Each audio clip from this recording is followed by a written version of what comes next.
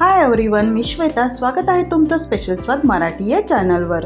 आज आपण पाहणार आहोत चवळीच्या शेंगची भाजी. तुमच्या भागामध्ये याला काय म्हणतात मला कमेंट करायला विसरू नका. चला तर मग रेसिपीला सुरुवात करूया. कढईमध्ये 2 मोठे चम्मच तेल ॲड केलेलं आहे. तेलामध्ये 1 चमचा मोहरी, 1 चमचा जिरे व्यवस्थित फुलल्यानंतर यामध्ये 3 ते 4 लसूण पाकळ्या बारीक चिरलेल्या आणि 2 हिरवी मिरची बारीक चिरलेली.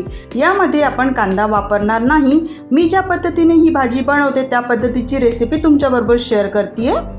मिनिटभर लसूण आणि हिरवी मिरची परतल्यानंतर यामध्ये सुके मसाले ॲड करूया. 1 चमचा हळद, 1 चमचा तिखट आणि अर्धा चम्मच गरम मसाला किंवा किचन किंग मसाला.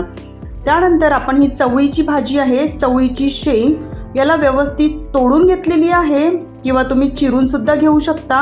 व्यवस्थित मिक्स करून घेऊया. 3 ते 4 पाण्याने स्वच्छ धुवून घेतलेली आहे. विदर्भामध्ये याला बरबटीची शेंग सुद्धा म्हणतात. व्यवस्थित मिक्स करून घेऊया लो टू मीडियम फ्लेमला. त्यानंतर यामध्ये शेंग शिजण्यासाठी आवश्यकतेनुसार गरम पाणी ॲड करूया.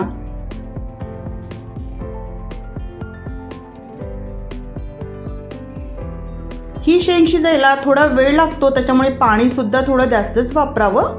त्यानंतर चवीनुसार मीठ ॲड केलेलं आहे आणि भाजी शिजण्यासाठी ठेवूया. 5 ते 10 मिनटं लागलेली ही भाजी शिजायला. तुम्ही बघू शकता अधनंमधनं थोडी परतत राहावी.